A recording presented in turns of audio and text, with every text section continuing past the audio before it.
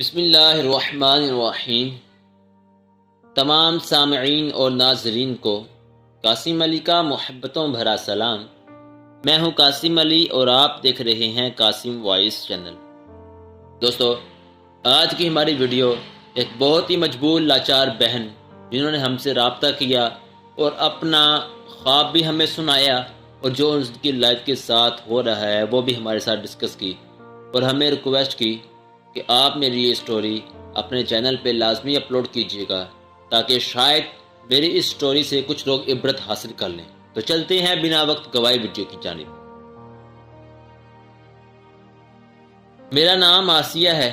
مجھے دنیا سے گئے ہوئے آج 3 سال ہو گئے ہیں۔ آج جنت میں ہوں، سب کچھ میرے پاس ہے، لیکن سبحان جانتے ہو میرا دل جلتا ہے، یہ سکون نہیں آتا کہیں بھی۔ میں بہت خوش رہنے والی لڑکی تھی۔ مجھے میرے چاچا چچی نے پالا تھا۔ میرے مما بابا بچپن میں ہی ایک ایکسیڈنٹ میں دنیا سے چلے گئے۔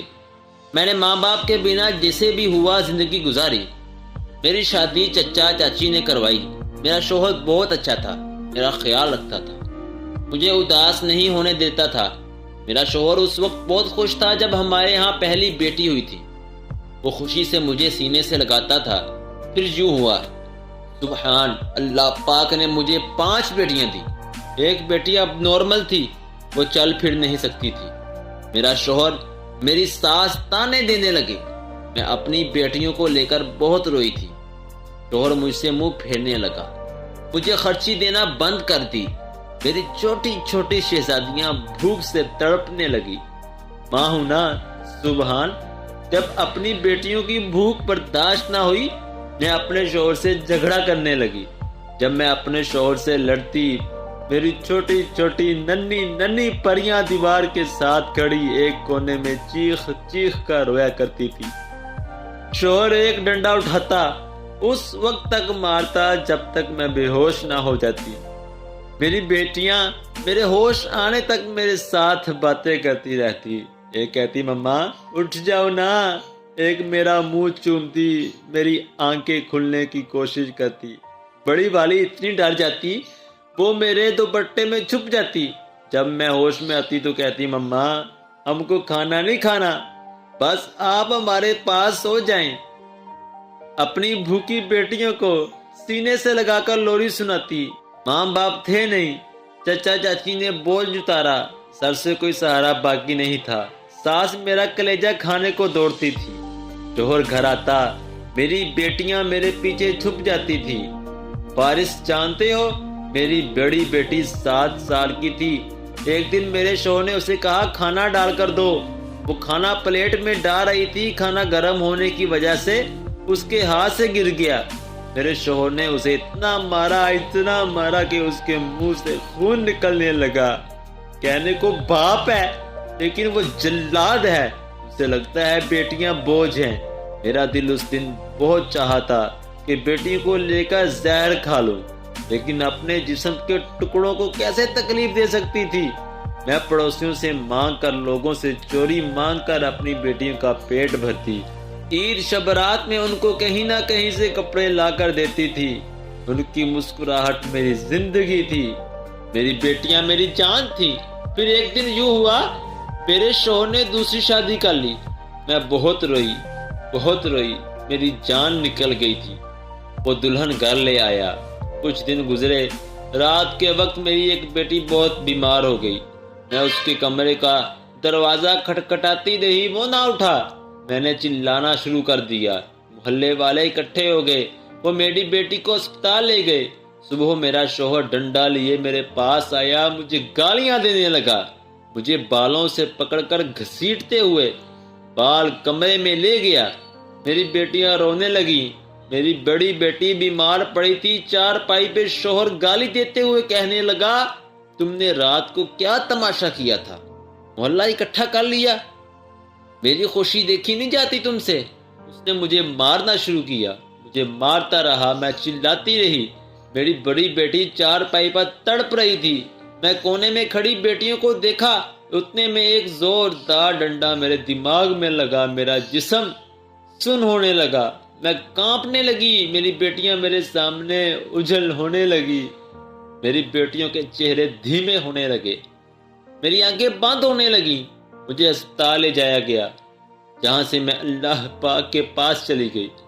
1 گھنٹے بعد میں میت کو گھر لایا گیا۔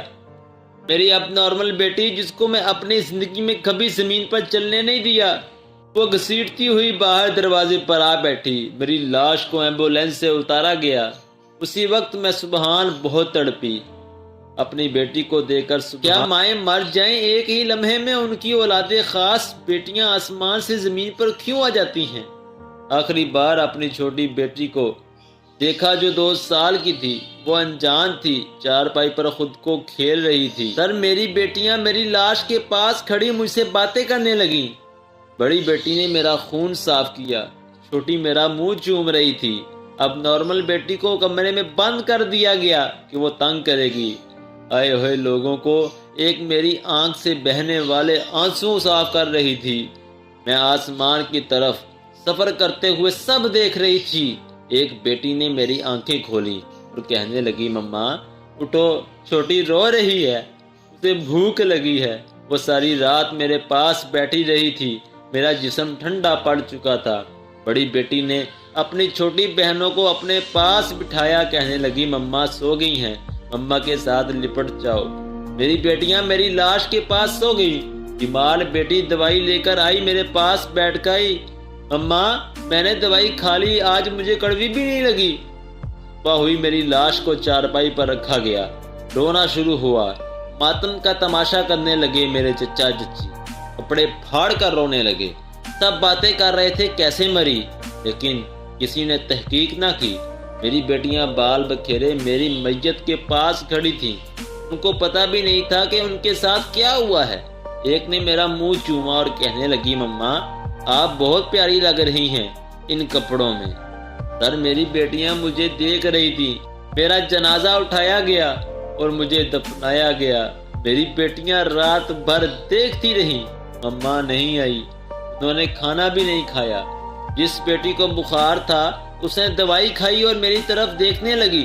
شوہر نے بیٹیوں کو پاس بلایا، دادی پاس بیٹھی، ان کو کہنے لگی، تمہاری ماں اب نہیں آئے گی، وہ گندی تھی، وہ ستیلی ماں کے ہاتھوں آ گئی تھی۔ ان کے کپڑے گندے ہوتے ہیں، بال بکھرے ہوتے ہیں، چھوٹی سی عمر میں وہ سیانی ہو گئی ہیں۔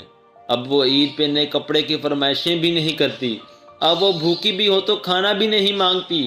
میری بیٹیاں بہت صبر والی ہیں، جانتی ہو ایک دن میری بڑی بیٹی کھانا بنا رہی تھی، کھانا جل گیا، اس سے ستیلی ماں نے اسے بہت مارا، میں یہاں سے تڑپنے لگی۔ وہ مار کھا کر کمرے میں گئی، میری تصویر نکال کر کہنے لگی، مما آ جاؤ نا، آپ کو 2 سال ہو گئے، اب تو آ جاؤ، آپ تو کہیں جاتی بھی نہیں تھی ہم سے دور۔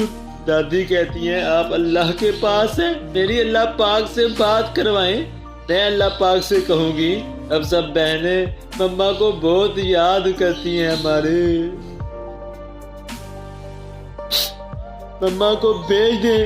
میری بڑی بیٹی ماں کی طرف چھوٹی بہنوں کا خیال رکھتی ہیں۔ ایک دن میری اب نارمل بیٹی کو سردی لگ گئی، رات کو میری بڑی بیٹی کیسے سنبھالتی، سب بہنیں اس کو لے کر روتی رہی، وہ بے سدھ پڑی تھی، سردیوں کی راتیں تھیں، ہر کوئی اپنے کمرے میں تھا۔ میری بڑی بیٹی دوڑتی رہی، کبھی اپنے بابا کو اٹھاتی، کبھی دادی کو، پر کسی نے ان کی طرف توجہ نہ دی۔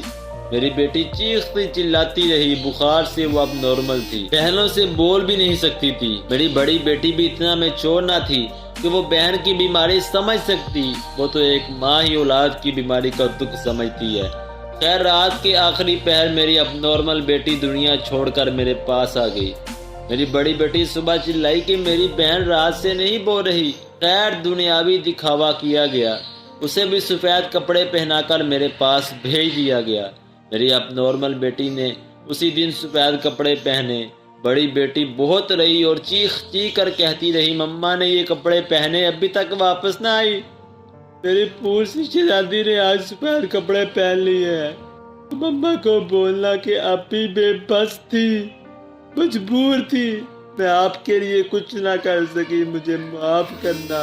مما سے بولنا، ہم شرارتیں بھی نہیں کرتی، ہم کھانا بھی نہیں مانگتی، ہم چپ رہتی ہیں، بابا ہمیں بہت مارتے ہیں، بابا کو دیکھ کر بہت سہم جاتی ہیں۔